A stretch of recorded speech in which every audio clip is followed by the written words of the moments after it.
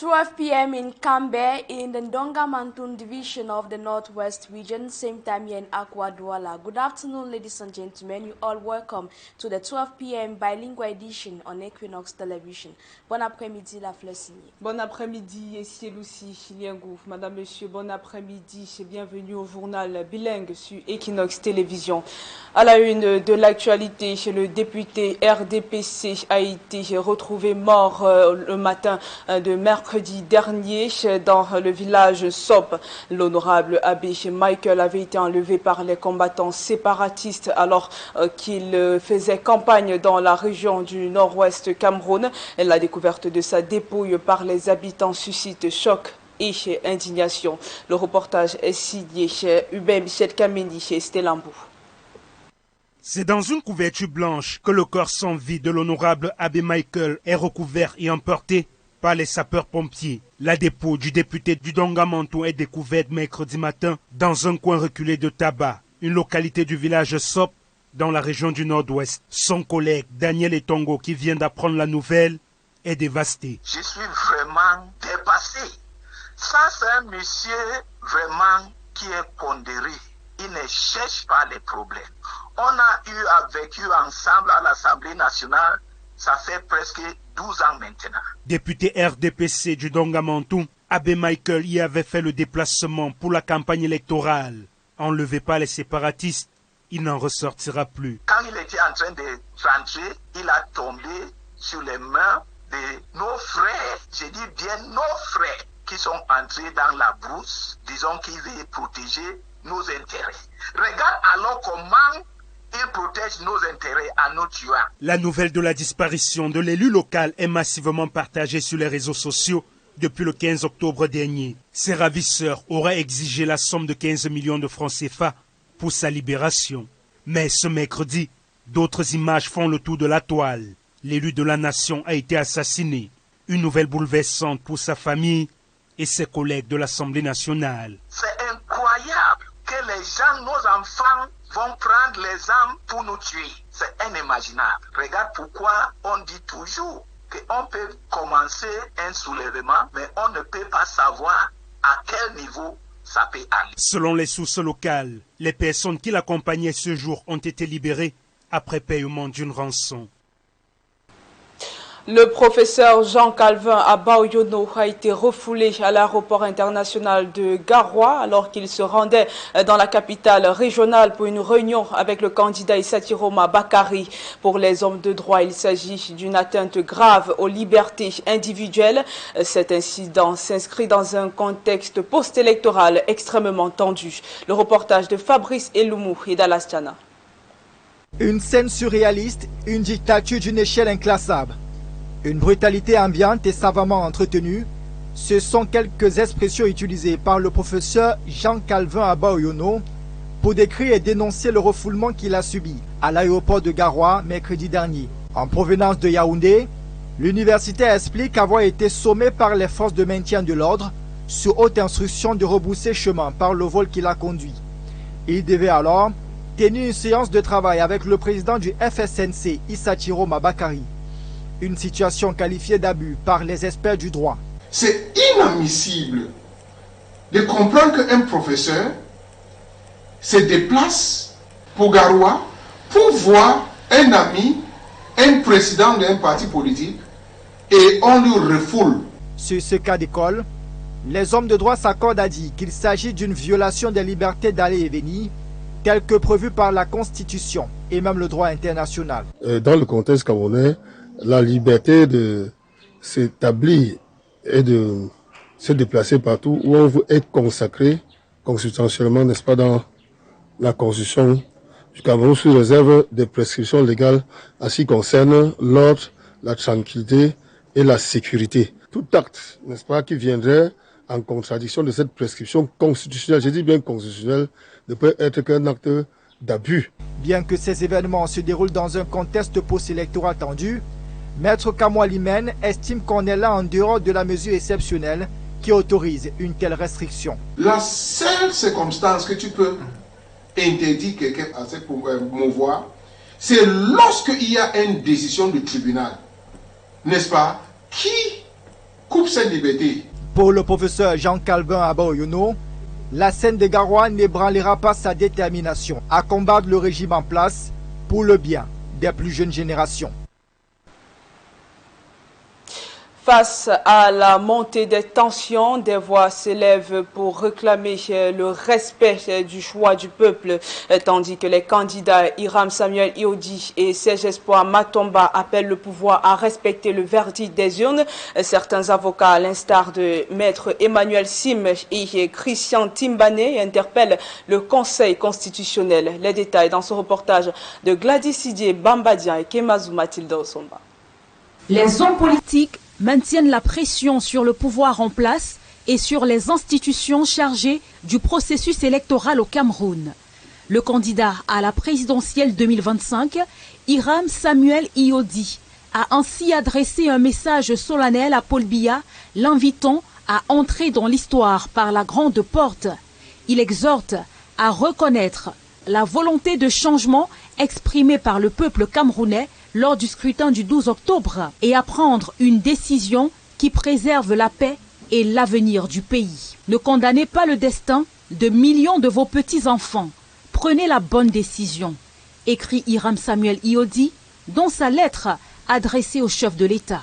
Autre réaction, c'est celle de Serge Espoir Matomba, le candidat du PURS, au scrutin présidentiel du 12 octobre dernier. Sur ses plateformes digitales, il écrit « La provocation répétée finit par franchir le seuil du tolérable et ceux qui ont longtemps choisi la paix ne le font pas par incapacité, mais par grandeur. » Et dans un communiqué, maître Christian Timban et maître Emmanuel Sim s'adressent quant à eux au président du Conseil constitutionnel. Ils ont déposé le 22 octobre une requête devant le Conseil constitutionnel au nom du parti Héritage. Et pour le compte du peuple camerounais, ils demandent que l'institution arrête les résultats de l'élection présidentielle avant leur proclamation, conformément aux articles 132 et 137 du Code électoral. Les deux juristes estiment que le Conseil constitutionnel doit confronter les procès-verbaux litigieux ou non pris en compte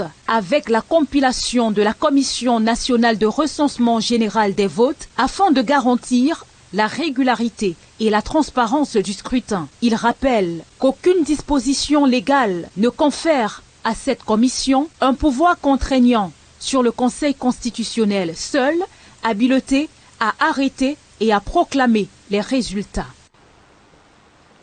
Les évêques du Cameroun appellent également au respect de la vérité et de la justice. Rappelant les difficultés quotidiennes des populations, elles exhortent les autorités à agir pour un bien-être collectif.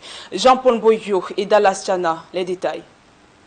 Pour les évêques catholiques du Cameroun, les appels à la paix lancés à travers le pays par les autorités administratives en cette période de tension post-électorale ne sauraient être efficaces si la vérité qui fonde une société juste était tronquée. Selon l'évêque de Ngaoundéré, Monseigneur Emmanuel Abo, placer la recherche de la paix sans en évoquer les raisons évidentes qui la causent est un leurre.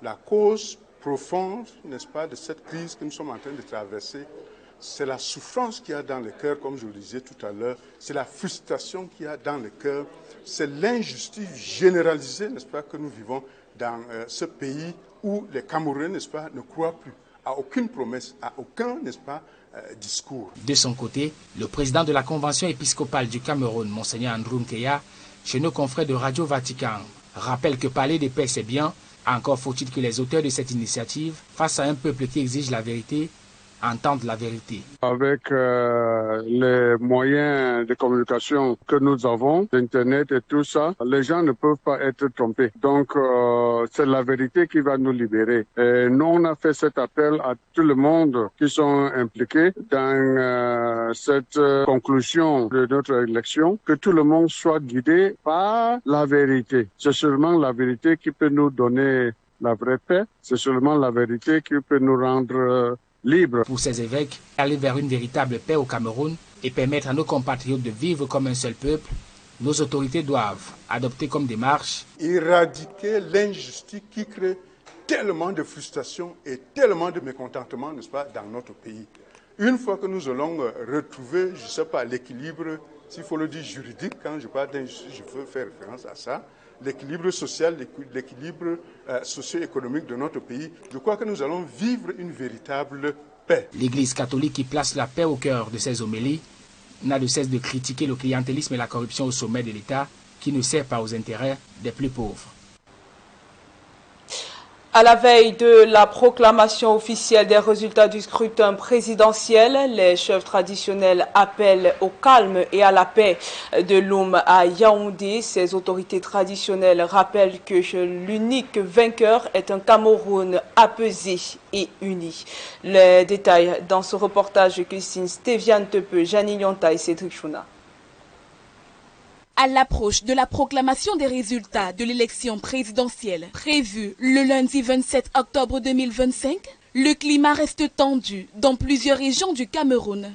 Dans le Mungo, précisément à Loum, les chefs traditionnels bafouns appellent leur population à la retenue, à la vigilance et surtout au maintien de la paix. Autour d'un feu allumé au cœur du village, les communautés Babon, Bankeng et Loum se sont retrouvées pour des rites traditionnels de purification. Un symbole de cohésion et d'espérance. Nous avons suivi depuis les élections présidentielles, à travers les réseaux sociaux et à travers la télévision, qu'après les résultats, il y aura les trous. Et quelque part, nous avons suivi qu'ils vont venir à Loum brûler Loum. Canaries à main, les gardiens de la tradition invoquent les ancêtres et laissent le récipient s'immerger dans un cours d'eau. Un geste ancestral qui, selon eux, traduit l'écoute et la bénédiction des esprits pour un Cameroun apaisé. Nous avons accueilli nos peuples frères qui, semble-t-il, ont fui la guerre, mais qui n'apportent pas les lois ici. Les chefs traditionnels de l'arrondissement de Loum prônent la paix, rien que la paix. Que tous ces troubles que nous entendons à gauche, à droite, nous ne les voulons pas à Loum. Les chefs traditionnels exhortent les habitants à ne pas céder à la provocation ni à la manipulation. Ils invitent chacun à accueillir les résultats tels qu'ils seront proclamés par le Conseil constitutionnel. Que le résultat qui serait diffusé, qu'on la respecte. Et c'est pour ces raisons que nous avons donc fait ces rites, que nos ancêtres nous viennent en aide. Conscients des tensions déjà vécues par le passé, les anciens rappellent que l'homme a déjà connu des moments difficiles et qu'aucune revendication ne mérite que le sang coule à nouveau. Dans un contexte où les Camerounais réclament transparence et respect du verdict des urnes, le message de l'homme résonne comme un appel à la sagesse et à l'unité. Fin de la première partie du journal, l'essentiel de l'information en anglais avec Lucy et Liengo. Thank you, Loveless Nye. Good day to everyone. Thanks for staying with us. We begin the crisis-hit northwest region where deep sorrow hit the inhabitants of Donga Mantun in the northwest region following the death of the CPDM member of parliament, Honorable Abe Michael, recently brutally killed by alleged separatists days after he was kidnapped. Reacting to this, Honorable Ngale Daniel Tongo has strongly condemned the death of his colleague. We have more of this with Smart Jikan Gabriel. The news about the assassination of the Honorable Member of Parliament for Ako and Messager villages of the Donga Mantum division has left many of his colleagues speechless, amongst them the Honorable Member of Parliament from Ndian division. Come to think of it, it beats my imagination. It renders me sad that it should be Abe Michael who should be a sacrificial lamb, a man who is taciturn in nature, a man who does not hurt a fly. It is unimaginable. It is indeed devastating. And taking into consideration that this man went to execute his function as a member of the National Assembly, and on leaving his Ako Messager area, he fell in the trap of these boys. According to the MP from Jan Division, even before the ransom that was negotiated to be paid for his head could arrive, he had been killed. My colleague, who is closer to him, made me to understand that the boys were demanding 15 million, and that from 15 million, they went down to 6 million. Before this money could be raised, they only discovered that Honorable Abe Michael has been killed. Late Honorable Member of Parliament, Abe Michael, was returning to Nkambe Center when he fell into the dragnet of alleged separatist fighters. The MP from Dian drops this message to the armed civilians who are hiding in bushes. We should not kill our own because it is senseless. The olive branch of the President of the Republic is still there. Let these boys put down their arms, come to the DDR center, be it in Northwest or Southwest, and they will be taken care of. You can't imagine the amount of money that the government is spending in feeding these boys and training them. When people talk about Paul Biya, you look at his magnanimity for people who have killed their brothers, killed their fathers, killed soldiers. Yet he says, forgive them, for they know not what they are doing. I am calling on these our brothers that this senseless killing should stop. The lifeless body of Honorable Abe Michael was discovered at Mbonso village in the early hours of Wednesday and taken to the esplanade of the Senior Divisional Officer for Dongamantung. In the southwest region of the country, Fako Division's traditional rulers are calling for peace before and after the declaration of the October 12 presidential election set for October 27, 2025. Meeting in Limbe, the chiefs emphasized that the people of Fako are peace-loving, urging all citizens to maintain calm and harmony, especially within this crucial period. We have more with Davison Maimu. A calm but tense atmosphere prevails in the seaside resort city of Limbe, headquarters of Fako Division, the southwest region, as residents go about their daily activities unperturbed, day before the proclamation of the October 12 presidential elections. With the proclamation date pregnant with uncertainty, following protests in other towns across Cameroon, traditional rulers in Fako Division, under the canopy of the Fako Chiefs Conference, sitting in Limbe, have unanimously called for peace to reign during and after the proclamation of results within the division. Chief Molive Molongo Otto is the president. The chiefs of Fako Division were asking our population to stay calm and peace during and after the proclamation of the results. That we, the chiefs of Fako Division, being a peace-loving division, we don't want any violence or any act of provocations. As per our culture and tradition, we are peace-loving people.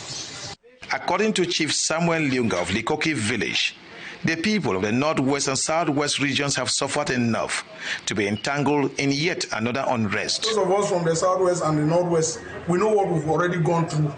So our prayer, our plea to whosoever, especially those of us who love Cameroon and the unborn child, is that peace, whatsoever you want to do, put peace at the center of your thoughts.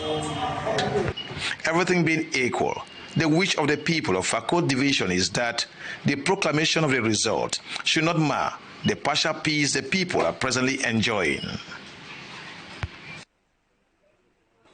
Davison Maimo reporting there from Limbe Seaside Resort City in the Fako Division of the Southwest region.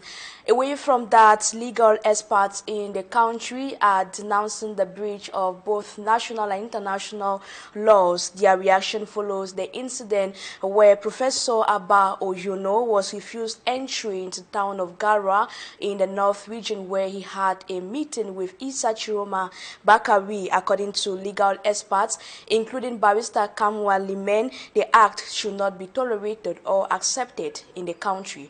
For me, we have the details in this report compiled by Babila Jonathan. Article 13, Sub 1 of the Universal Declaration of Human Rights, duly signed and ratified by Cameroon, states that everyone has the right to freedom of movement and residence within the borders of each state. In violation of this right, University Don Professor Abba Oyono was refused access into the city of Garwa by law enforcement officers. Upon his arrival at the Garwa airport, he was forced to return to Yaoundé. It is a fundamental human right to move freely. Freedom of movement is a fundamental human right as prescribed in the International Covenant on Civil and Political Rights. And so, for no reason should anyone be deprived of his right to move, his freedom to move, except that person has been sentenced or is in prison.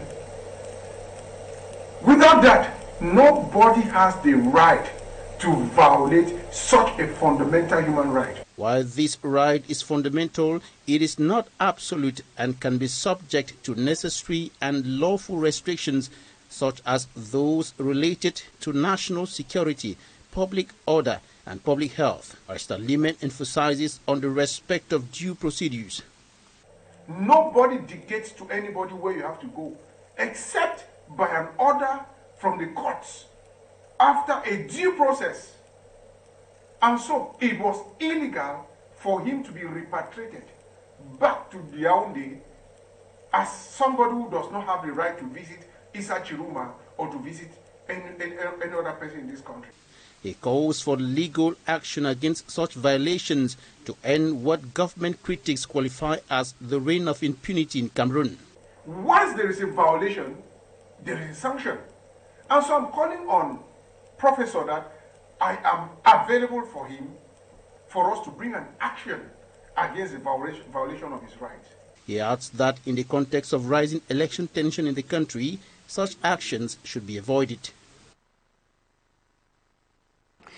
As Cameroonians anxiously await the results of the October 12 presidential election, questions are mounting as Cameroonians continue to wonder why the Constitutional Council decided to set the release of the October 12 elections on the 27th of October, the last day of the 15th day according to the Electoral Code. Many citizens and analysts speculate the motive behind this timing.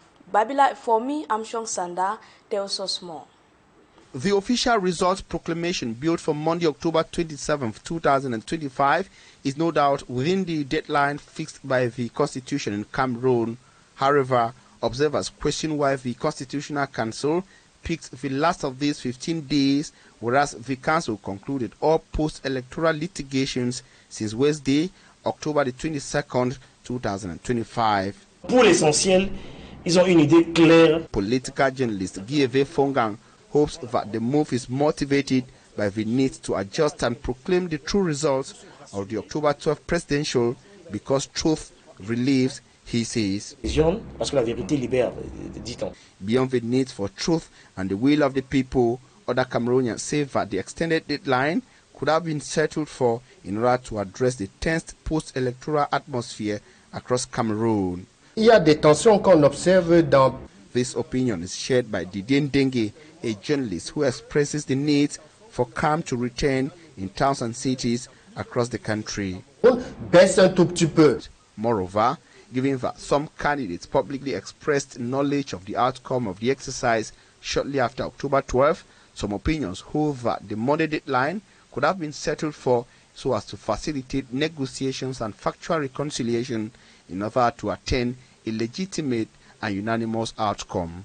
Le bon compromis, même s'il faut respecter la vérité des urnes, vous savez qu'il y a des vérités blessantes. Amid uncertainty and anxiety, Cameroonians are compelled to subscribe to the wait option until it is Monday, October 27th to be able to know the verdict of the Constitutional Council. In news out of Cameroon, at least 46 people have died with several others injured in Uganda in an accident that occurred along the Kampala-Gulu highway on Wednesday. Elsewhere in the Democratic Republic of Congo, Emeboji Sangara, the former Minister of Industry and also a popular political actor in the country, has submitted his resignation letter in order to follow or carry on with his ambition. We have more with Cedric Chakutio. A road accident in central western Uganda on Wednesday, October 22nd, left 46 dead and several injured, according to a new report cited by the Ugandan police. The accident occurred at around 12 a.m. local time in Kiriandongo district on the Kampala-Gulu highway. It involved 4 vehicles, 2 passenger buses, a truck and a small vehicle. After offering his condolences to the bereaved families, Ugandan President Yoweri Museveni announced that each bereaved family will receive 5 million Ugandan shillings, while the injured will receive 1 million shillings in assistance. Preliminary police investigations indicated that a bus traveling from Kampala to Gulu attempted to overtake a truck and collided head-on with another bus traveling in the opposite direction, triggering a chain reaction that caused several vehicles to overturn. The Ugandan Ministry of Works urged motorists to avoid dangerous overtaking on major roads, promising a full report on this devastating accident. Elsewhere, in the Democratic Republic of Congo, the succession of Vital Kamerhe as head of the National Assembly is underway. A name, Aimé Boji Sangara, a member of Vital Kamerhe's UNC party, is seen at this post. He submitted his resignation from the government on Monday. Aimé Boji Sangara, who, like Vital Kamerhe, comes from South Kivu, is expected to succeed him as president of the National Assembly. This choice is likely to be explained by both political and strategic reasons. According to other sources, this appointment also reflects Félix Tshisekedi's desire to fragment the leadership in South Kivu by promoting the emergence of several regional political figures. It now remains to set the election date and manage the ambitions that are sure to emerge within the Sacred Union. From the DRC, back in the littoral region of the country, precisely in Aquadwala, where we are live. Ladies and gentlemen, we put an end to your 12 p.m. bilingual edition on Équinoxe Television. Thank you for always staying glued to Équinoxe Television. La Flessigné, have a nice weekend. Passez un très bon week-end ici aussi chez Liengouf. Madame, Monsieur, c'est la fin du journal. Merci pour votre attention. Merci à notre réalisatrice Kemazou Mathilde Osomba ainsi qu'à toute l'équipe en régie. Passez une très belle soirée et un très bon week-end en compagnie de nos programmes.